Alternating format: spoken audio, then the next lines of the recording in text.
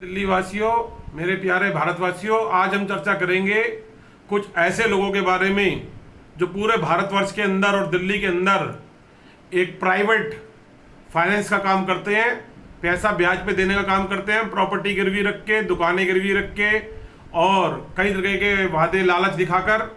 और इसके अंदर कुछ लोगों ने लाइसेंस भी ले रखा है, कुछ लोग बिगर लाइसेंस के हैं और हमारे देश के सरकारी बैंक भी लोन देने का कार्य करते हैं और कई अन्य एजेंसियाँ भी लोन देती हैं। मैं आज इस शब्दावली के माध्यम से सबसे प्रार्थना करूंगा कि जो पीछे लॉकडाउन हुआ है, इस 40 दिन के अंदर जो स्थिति 50 दिन के अंदर सामने आई है, इससे ये साफ स्पष्ट हो गया कि हमारा देश ऐसी परिस्थिति से जूझने के लिए तैयार नहीं था। लेकिन आदरणीय प्रधानमंत्री नरेंद्र मोदी जी की अपील के ऊपर 130 करोड़ भारतीयों ने पूरी तरीके से प्रयास किया है, कोशिश करी है कि इस लॉकडाउन के अंदर वो भारत देश और सारी जनता मिलकर इसका कोरोना का सामना करें और पूरे विश्व के सामने एक उदाहरण रखें जिसमें हमारा देश कामयाब भी हुआ है। इसके लिए देश की जनता को मैं बधाई देता हूं। साथ ही हमारे देश के प्रधानमंत्री जी ने कई लोगों से अपने अपने स्तर के ऊपर अपील भी करी है और सभी सरकारी संस्थाएं और लाइसेंस प्राप्त ब्याज पे देने वाली संस्थाएं प्रयास कर रही हैं कि कुछ रिबेट दी जा रही है, कुछ उनको मौका दिया जा रहा है कि कुछ महीने की रिलीफ दिया जा रहा है कि वो अपनी इंस्टॉलमेंट या ब्याज जो नहीं दे पा रहे 2 महीने लेट से 4 महीने लेट से दे सके। लेकिन अभी रानीबाग थाने में और इधर मैंने कुछ दिल्ली में ऐसे फाइनेंसरों को देखा है जिन्होंने ब्याज के ऊपर प्रॉपर्टी गिरवी रख के पैसा दे रखा है। पहली बार तो ये बिगर लाइसेंस लिए कोई भी किसी को अगर ब्याज पे पैसा देता है, खास तौर से डेली बेसिस पे थाना रानीबाग में ऐसे कम से कम 25 से 30 गैंग सक्रिय हैं और पुलिस की जानकारी में ये लोग करते हैं और पुलिस वाले कुछ नहीं करते, इनके खिलाफ कोई एक्शन नहीं लेते। तो यह एक अपराध है। बिगर लाइसेंस के लिए आप किसी को पैसा ब्याज पे नहीं दे सकते और उससे मंथली ब्याज नहीं मांग सकते, न प्रतिदिन का ब्याज मांग सकते। ये गैर कानूनी है और ये एक अपराध है। अगर कोई आदमी ऐसा करता है, इसकी सूचना हमारे मोबाइल नंबर पर दीजिए 9211566938। अभी साथियों, हमारी जानकारी में एक किस्सा आया कि एक आदमी ने जबरदस्ती एक व्यक्ति को, एक फैमिली को उसकी जरूरत की वजह से उसको पैसा ब्याज के ऊपर दे दिया और उसको फाइनेंसर ने कई तरीके के सपने दिखाए जो कि एक लैंड माफिया है।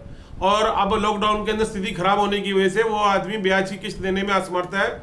वो आदमी उसके परिवार को इतना परेशान कर रहा है, इतनी तरह की राजनीतिक और पुलिस की और कई तरह की अपनी अप्रोच की धमकियां दे रहा है, बदमाशों की धमकी दे रहा है। ऐसे में वो आदमी बहुत गहन सदमे में है और वो परिवार अपना इंसाफ पाने के लिए हमसे मिला और हमने उनको आश्वासन दिया कि और उनको पूरी काउंसलिंग करी, उनको उनका कानूनी अधिकार बताया और कई सर्वश्रेष्ठ वकीलों के मैंने रोहिणी कोर्ट बार एसोसिएशन के एडवोकेट्स के नंबर भी दिए जो कि हमेशा एक न्याय के लिए लड़ते हैं, जिनके लिए पैसा कमाना उद्देश्य नहीं है, आम आदमी तक न्याय पहुंचाना उद्देश्य है। ऐसे एडवोकेट्स के कम से कम 10 एडवोकेट्स के मैंने उनको नंबर भी दिए और पुलिस अधिकारियों के भी नंबर दिए जो कि दिल्ली पुलिस से रिटायर्ड हुए कि उनको बताया कि आप इन लोगों से संपर्क कर सकते हैं, कानूनी मदद दे सकते हैं।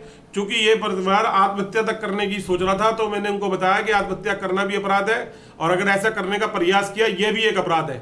तो आप ऐसा मत करो और देश ये आपके साथ है, इस देश की जनता आपके साथ है, कानून आपके साथ है। आप इस आदमी की कंप्लेंट करो और अगर आपको ये ज्यादा परेशान करता है तो 100 नंबर की कॉल या 112 नंबर में कॉल करें या थाना रानीबाग के या संबंधित जो भी और आपका थाना लगता है उसके एसएचओ से मिले और उसको ये बताएं कि इस तरीके से ये आदमी आपको परेशान कर रहा है, गैर कानूनी रूप से तुम्हारी संपत्ति हड़प करना चाहता है और तुम्हारे परिवार को परेशान कर रहा है, तुमको आत्महत्या करने के लिए दबाव डाल रहा है, इस तरह की बातें बोल रहा है। तो इसी शब्दावली से मैं सबसे हाथ जोड़कर ऐसे लोगों से खास तौर से प्रार्थना करूंगा कि जब पुलिस सख्ती करती है तो लोगों को तकलीफ होती है, लेकिन अब इन फाइनेंसरों को मैं बताना चाहता हूं, लैंड माफिया को, इस शब्दावली के माध्यम से कि वो इस तरीके का प्रयास छोड़ दे। इससे दिल्ली की और भारत की जनता परेशान है और अगर ऐसा कोई भी किस्सा अगर होता है तो उसके खिलाफ सख्ती से निपटा जाएगा। अगर अब हमारे पास यह परिवार दोबारा अगर आता है, इस तरह की बात जानकारी में आती है कि ये फाइनेंसर नहीं मान रहा, तो तत्काल हम स्थानीय एसएचओ को, पुलिस को और माननीय न्यायालय को उसकी सूचना देंगे। आदरणीय महामहिम हाईकोर्ट और सुप्रीम कोर्ट तक भी इसकी सूचना भेजेंगे। प्रधानमंत्री नरेंद्र मोदी जी के भी कार्यालय में हम ये बात पहुंचाएंगे कि इस तरीके से इन लैंड माफियाओं को रोकने के लिए जो ब्याज के कारोबार के अंदर लोगों की जिंदगियों से खेल रहे हैं, इनको रोका जाए।